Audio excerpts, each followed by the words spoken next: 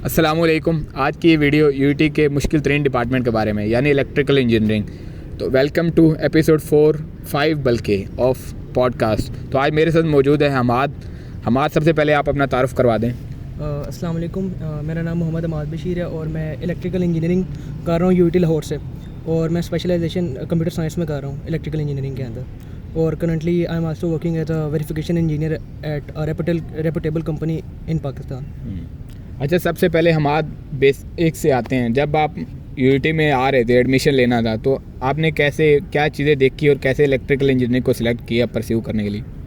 यार, सबसे पहले तो मेरा जो फोकस था ना, मेरा था कि मैं सॉफ्टवेयर इंजीनियरिंग वाली साइड पे जाऊंगा। लेकिन सॉफ्टवेयर इंजीनियरिंग के साथ साथ मुझे थोड़ा इलेक्ट्रिकल कंपोनेंट्स और ये इन चीज़ों में इंटरेस्ट था इलेक्ट्रिकल वाली साइड पे। तो मैंने एक चीज़ नोट की थी कि इलेक्ट्रिकल फील्ड जो ज़्यादातर पाकिस्तान में समझा जाता है ना, यही होता है कि या वापडा में जॉब लगेगी या फिर ज़्यादा से ज़्यादा ये होगा कि जेएस की किसी कंपनी में या फिर टेलीकॉम जिसके कहते हैं, तो उस साइड पे चले जाएंगे। लेकिन जब मैं थोड़ा इस फील्ड को ऑब्जर्व करना शुरू किया ना, तो मैंने देखा कि इलेक्ट्रिकल इंजीनियरिंग अकेली पावर से नहीं बनी। इसके अंदर 3 फील्ड्स आती हैं बेसिकली। एक पावर होता है, दूसरा कंप्यूटर साइंस और तीसरा टेलीकम्युनिकेशन। तो मैं ये ऑब्ज़र्व कर रहा था कि अगर मैं अपना जो शौक़ है मेरा इलेक्ट्रिकल इंजीनियरिंग का, वो भी मैं अगर पूरा करूं, और अगर मेरा होता है कि मैं बाद में पावर के अंदर चला जाऊं, तो मैं अराउंड 4th या 5th सेमेस्टर में सेलेक्ट कर सकता हूं कि मैं इस साइड पे भी अपनी फील्ड को डाइवर्ट कर सकता हूं। और या फिर अगर मेरा जो मेन गोल है सॉफ्टवेयर इंजीनियरिंग का, वो शौक़ जो है मेरा, वो भी मैं पूरा कर सकता हूँ बाद में CS के अंदर स्पेशलाइजेशन करके, जो हमारी 4th to 5th सेमेस्टर में डिसाइड हो जाती है। तो ये वजह थी मेरी 2-3 कि मैं इलेक्ट्रिकल इंजीनियरिंग करूँगा, और उसके बाद अगर मेरा गोल है जिस साइड पे, यानी कि मेरे पास ऑप्शन ज़्यादा बड़े हो जाएंगे, ब्रॉड हो जाएगा मेरा स्कोप, तो मैं जिस मर्जी साइड पे चला जाऊँ।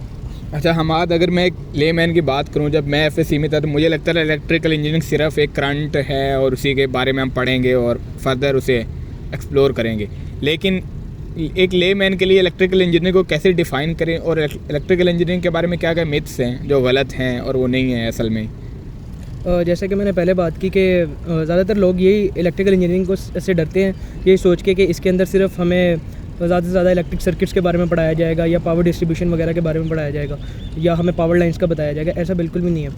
अगर आप यानी कि ना, हर यूनिवर्सिटी का ना कोर्स आउटलाइन पढ़ा होता है इंटरनेट पे। ये कोई मुश्किल नहीं है ढूंढना कि आप इंटरनेट पे सिंपल सर्च करेंगे ना कि इलेक्ट्रिकल इंजीनियरिंग कोर्स आउटलाइन, तो आपको इससे बहुत इजीली आपको पता लग जाएगा कि इलेक्ट्रिकल इंजीनियरिंग के पूरे 4 साल के अंदर कौन कौन से कोर्सेज पढ़ाए जाते हैं। जब आप उसको, यानी कि कोई भी बच्चा अगर FSC का है ना, तो वो देखेगा कि इसके अंदर CS के भी कोर्सेज आ रहे हैं, कुछ टेलीकम्युनिकेशन के भी कोर्सेज आ रहे हैं, और आप उसको थोड़ा सा और सर्च करना शुरू कर दो इंटरनेट पर। यानी कि इंटरनेट भरा हुआ है, आप अगर खुद ऑब्जर्व करो चीज़ों को कि ना कि क्या क्या हो रहा है। जैसे कि मैंने देखा था कि पहले भी मुझे यही लगता था, मेरे भी एक रिश्तेदार थे, वो भी मैपको में भी जॉब करते थे, तो उनसे भी मेरी वैसे मुझे गाइडलाइंस काफ़ी मिली थी कि इस तरह होता है। तो लेकिन आप इंटरनेट पे खुद भी सर्च करेंगे ना, अब मैंने भी बता दिया आपको, तो थोड़ा आप देखेंगे कि कोर्स आउटलाइन देख लें और देख लें कि क्या क्या फील्ड्स होती हैं। ऐसे ही सिर्फ CS या कंप्यूटर इंजीनियरिंग को भी समझा जाता है कि इसमें सिर्फ आपको वेब डेवलपमेंट या एंड्रॉयड डेवलपमेंट वगैरह पढ़ाई जाएगी। ऐसा नहीं होता। ये जो सारी फील्ड है ना, आपस में लिंक्ड होती है। तो अगर आपने पहले सोचना है कि मैंने किस साइड पर जाना है, अगर आपने CS में जाना है, आपने प्योर CS जाना है, आपने वेब डेवलपमेंट करनी है, क्या करना है, तो ये आपको चीज़ें इंटरनेट पर बहुत ईजीली मिल जाएंगी। अच्छा हमाद, ये आगे फर्दर इलेक्ट्रिकल इंजीनियरिंग जब बंदा करता है तो उसके आगे further I think final year में डिवीजन स्टार्ट्स होती हैं, वो कौन कौन सी हैं और उसमें क्या क्या होता है? यस, जैसे मैंने पहले बताया कि इलेक्ट्रिकल इंजीनियरिंग की मेन 3 डिवीजन है। एक पावर है, एक CS है, ये कंप्यूटर साइंस है, और तीसरी जो है टेलीकम्युनिकेशन है। एक और होती है चौथी, इलेक्ट्रॉनिक्स। वो यूजुअली कहीं पे नहीं कराई जाती, शायद नर्स में करवाते हो, लेकिन यूटी लाहौर में सिर्फ 3 ही है, एक टेलीकम्युनिकेशन और पावर और तीसरा कंप्यूटर साइंस। और सबसे पहले इसको एक्सप्लेन मैं कर देता हूँ कि क्या क्या फील्ड का काम है। पावर जो है, जैसे कि ये जिस तरह पहले 1980 से 70 से जो अकेली एक फील्ड होती थी, उसमें ये होता था कि आप लोगों को सारा बता देते थे कि पावर ग्रिड लाइंस किस तरह काम कर रही है, सारी पावर डिस्ट्रीब्यूट किस तरह हो रही है, और ये सारे इसके प्रॉपर सारे रूल्स और मैकेनिज़म्स पढ़ा देते हैं इसके अंदर। तो अगर आपको इंटरेस्ट है इस साइड पे ज़्यादा, आप कहते हो कि मुझे ये चीज़ देखने में मज़ा आता है और इसको ऑब्जर्व करते हैं कि किस तरह फ्लो होती है पूरी इलेक्ट्रिसिटी, तो आप इस साइड पे आ जाओ। लेकिन अगर आप देखना चाहते हो कि जो कंप्यूटर साइंस है, जो मेरी फील्ड है, उसके अंदर बेसिकली ना, हम एक तो कंप्यूटर साइंस को समझा जाता है कि वेब डेवलपमेंट या ऐप डेवलपमेंट, ये नहीं होता। एक इसकी जो कंप्यूटर साइंस है ना, इलेक्ट्रिकल इंजीनियरिंग, आप हैरान होंगे सुन के कि आपका जो मोबाइल है उसके अंदर जो चिप्स यूज़ होती है ना, मोबाइल इवन वॉच, अगर आपने कोई स्मार्ट वॉच पहनी हुई है, तो उसके अंदर जो चिप्स यूज़ होती हैं वो भी हम इलेक्ट्रिकल इंजीनियरिंग से डेवलप करते हैं। तो वो चिप्स की जो फील्ड है ना, वो इसे कंप्यूटर साइंस कहा जाता है। यानी कि इस चिप को किस तरह बनाना है, इसका आर्किटेक्चर क्या होगा और इसको किस तरह फैब्रिकेट करना है, ये सारा का सारा काम इलेक्ट्रिकल इंजीनियर का ही होता है। तो अगर आपको ये चीज़ ज़्यादा मज़े की लगती है, कि ये मुझे तो बहुत मज़े का लगता है कि इसकी वेरिफिकेशन भी होती है कि क्या कोई एरर है, कोई बग है, तो ये काम सारा इसी फील्ड के अंदर होता है। तो ये अगर आपको इंटरेस्ट आता है इसमें तो ये साइड पे आ जाएं। अगर आपको लगता है कि नहीं जी मुझे टेलीकम्युनिकेशन में क्या जी कि ये सिग्नल्स किस तरह ट्रांसमिट होते हैं, ये बड़े बड़े ट्रांसमिशन टावर्स लगे हुए हैं कि ये गैस का, वारिद का, ये सब ये किस तरह ट्रांसमिट कर रहे हैं, 5G आने वाला है। आप कहते हो कि यार ये 5G टेक्नोलॉजी किस तरह आ रही है। अगर आपको अभी आप FSC में हैं या फिर मैट्रिक में हैं और आपको लगता है कि ये बहुत मज़े की टेक्नोलॉजी है और मुझे मज़ा आता है इनको पढ़ने में, तो मैं आपको कहूँगा कि डेफिनेटली आप टेलीकम्युनिकेशन वाली साइड पे हैं। ठीक। अच्छा, हमारा सबसे पहले कि एक इलेक्ट्रिकल इंजीनियरिंग वाले मिथ है बल्कि सच ही है कि बहुत मुश्किल है। और इवन कि जब मैं FSC में था तो मैं भी देख रहा था यार ये फील्ड बहुत मुश्किल है, इतना खपने की ज़रूरत नहीं है मुझे। तो इसके बारे में आपका क्या टेक ऑन है, और फिर अगर मुश्किल है तो इसे कैसे लेके चले, और स्पेशली अगर UT की बात करें तो? यस, ये रिलेटिवली मुश्किल है क्योंकि ज़्यादातर ये प्रोफेसर्स की वजह से मुश्किल है, जो हमारे डिपार्टमेंट के प्रोफेसर्स हैं। और ये कुछ सिलेक्टिव कोर्सेज ही हैं जो मुश्किल हैं, लीनियर अलजेब्रा वगैरह या इलेक्ट्रोमैग्नेटिक थ्योरी वगैरह। लेकिन अगर आप इंटरेस्टेड है ना, हमारे यहाँ डिपार्टमेंट में ही 3.8 वाले भी बैठे हैं, 3.2 वाले भी बैठे हैं, यानी कि सारे GPS वाले बैठे हैं। आप पे टोटली डिपेंडेंट है कि आप कितना इंटरेस्ट के साथ पढ़ते हैं। तो ज़्यादातर ये GPA में आपको इतना कहूँगा कि कुछ पॉइंट्स पे मैटर करता है। जैसे कि अगर आपने मास्टर्स या PhD के लिए अप्लाई करना है तो ये भी चीज़ें देखी जाती हैं कि आप रिसर्च कितनी कर रहे हो। ऐसे नहीं कि सिर्फ GPA ही देखा जाता है। तो अगर आप ये चाहते हो ना कि आपने आगे मास्टर या PhD के लिए अप्लाई करना है, फिर आपको मैं कहूँगा कि टोटली GPA पे फोकस हो जाओ।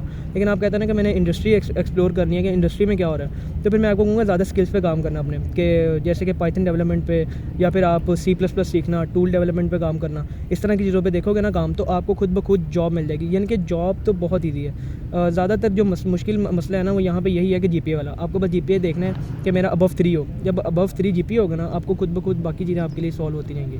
अच्छा, अभी आपने जैसे स्टार्ट में बताया कि ना आप जॉब भी कर रहे हो, तो ये मतलब कैसे आपने 3rd ईयर में जॉब स्टार्ट की और ये मिल कैसे गई? यस, ये भी एक इंसिडेंट ही था जॉब वाला। तो ये इस तरह होता है कि जो फाइनल ईयर होता है ना, तो मैंने जैसे बताया कि जॉब्स लेना बहुत आसान है।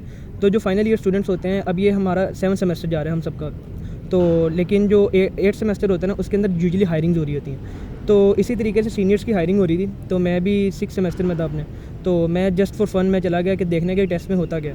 तो मैंने टेस्ट दिया तो मैंने देखा बहुत आसान था, तो मेरा टेस्ट क्रैक हो गया था। और उसके बाद उन्होंने मुझे इंटरव्यू के लिए बुलाया, तो इंटरव्यू भी मेरा इजीली क्लियर हो गया था। उसके बाद मैंने जॉब स्टार्ट की थी, क्योंकि और असल मसला होता है मैनेज करना, तो वो मेरा मैनेज भी हो रहा था और मुझे मज़ा आ रहा था, मेरी पसंद का काम था। तो मैंने कहा कि मैं करूँगा ये जॉब। अच्छा, आप जो मेन जो जूनियर आ रहे हैं, अब वो अलग अलग इलेक्ट्रिकल इंजीनियर को सिलेक्ट करना चाहते हैं, तो वो कैसे करें, मतलब क्या क्या चीज़ें देखें, और अगर एक बार सिलेक्ट करते हैं तो इसके स्कोप कहाँ कहाँ हैं, वो कहाँ कहाँ जा सकते हैं, निकल सकते हैं? Yes, exactly. तो मैंने पहले भी बताया कि पावर, CS और टेलीकम्युनिकेशन है। अगर आप यानी कि आपने पहले सुना ही होगा कि ये मैंने जो सारी बातें बताई हैं, उसके बाद आपने देखना है कि आप किस किस तरफ जा सकते हो। CS में तो मैंने पहले बताया कि अगर आप ये करते हो ना, बड़ी बड़ी कंपनीज हैं जैसे कि इंटेल है, कॉलकॉम है, ये सारे आपके मोबाइल में जितने भी प्रोसेसर यूज़ हो रहे हो ना, आप लोग बाय करते हुए सुनते हो कि कॉलकॉम का ये प्रोसेसर लगा है जी। लैपटॉप लेते हुए इंटेल का i5 ये जनरेशन लगी है। तो ये सारी बड़ी बड़ी कंपनीज इसलिए बैठी हैं कि ये जो वेरिफिकेशन इंजीनियर्स होते हैं ना, यूजुअली इलेक्ट्रिकल इंजीनियर्स होते हैं या फिर ये दूसरा कंप्यूटर इंजीनियर्स होते हैं। तो ये 2 फील्ड्स जो हैं इनके इंजीनियर्स यूजुअली हायर होते हैं इन कंपनीज़ में बड़ी बड़ी। और पाकिस्तान में भी कंपनीज़ बहुत काम कर रही हैं, ये 10X इंजीनियर्स है, एक्सिलिरियम वगैरह ये। और पावर में तो अपना मैपको है, और दूसरा ये सारे कराची वालों को जो है के इलेक्ट्रिक है, ये प्राइवेट सारे बैठे हुए हैं, ये जो हायर करते हैं। और पावर के अंदर ये 2-4 आ जाते हैं। रिसर्च में अगर आपने जाना है तो मैं कहूँगा मास्टर्स और PhD के लिए ना आप बाहर अप्लाई करें। बाहर बड़ी बड़ी यूनिवर्सिटीज़ हैं, स्टैनफोर्ड है अगर आपका GPA अच्छा है, और या फिर बर्कले वगैरह, ये सारे बहुत काम करें साइड पे। या जर्मनी में आप करें अप्लाई, तो इस पावर में जर्मनी वाली बहुत अच्छी हैं इंस्टीट्यूट्स। और अगर टेलीकम्युनिकेशन में जाना है तो फिर again US is the best for you, तो मास्टर या PhD के लिए। वरना ये बड़े बड़े फर्म्स बैठे हैं, जैज़ और टेलीनॉर वगैरह, ये आपके इंतज़ार में बैठे हैं कि आप लोग आएँ और वो हायरिंग करें। अच्छा, इस सारी बात का कंक्लूजन ये कि जो इलेक्ट्रिकल इंजीनियरिंग करने के बाद आपके अपॉर्चुनिटीज़ बहुत ज़्यादा हैं, ऐसा है? एग्जैक्टली।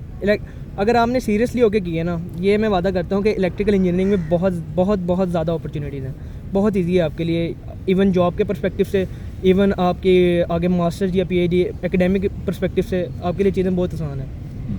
अच्छा, हम आज अब इसे कंक्लूडिंग की तरफ लेके जाते हैं। तो आप जो अभी बच्चे आ रहे हैं जो FSC कर रहे हैं, जिन्होंने आना है, जो मतलब इस चीज़ पे रिसर्च कर रहे हैं, आप उनको क्या गाइड करेंगे कि वो कैसे आएँ और इलेक्ट्रिकल इंजीनियरिंग को अगर वो परस्यू करना चाहते हैं कैसे लेके चलें, और इस बारे में आपके कमेंट? यस, अगर आपने सबसे पहले तो ये बात है कि आपने अपना पैशन देखना है कि आपका पैशन किस साइड पे। अगर आपका है कि इलेक्ट्रिकल इंजीनियरिंग आप सर्वाइव कर जाएंगे, और सिर्फ सर्वाइवल के लिए ना आना, हाँ ये बात है कि सर्वाइवल के लिए ना है कि मैं बस डिग्री गुजार दूँ। अगर आपको लगता है ना कि मज़ा आएगा तो आप आओ इलेक्ट्रिकल इंजीनियरिंग में, बाकी चीज़ें आपकी बहुत आराम से फ़्लो में जाएंगी। हमारे जूनियर्स भी काम कर रहे हैं, यहाँ रिसर्च सेंटर्स हैं, तो वहाँ सब कुछ काम हो रहा है। आपने बस आना अपने पैशन को देख के है, सिर्फ डिग्री गुजारने के लिए नहीं आना। चलो बहुत शुक्रिया। उम्मीद है कि आपको इलेक्ट्रिकल इंजीनियरिंग के बारे में भी काफ़ी नॉलेज मिल चुका होगा। और आज के लिए इतना ही इलेक्ट्रिकल इंजीनियरिंग की तरफ से। तो अल्लाह हाफिज़।